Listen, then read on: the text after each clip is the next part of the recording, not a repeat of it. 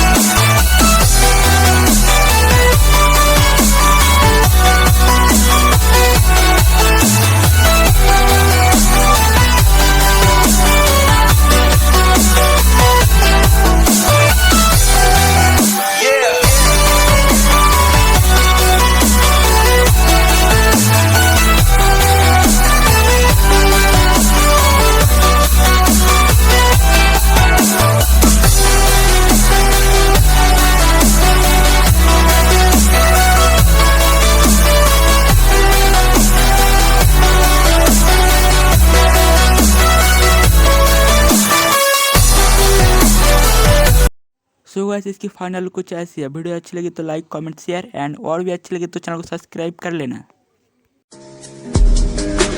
आज के इस वीडियो में बस इतना ही, मिलते हैं नेक्स्ट वीडियो में।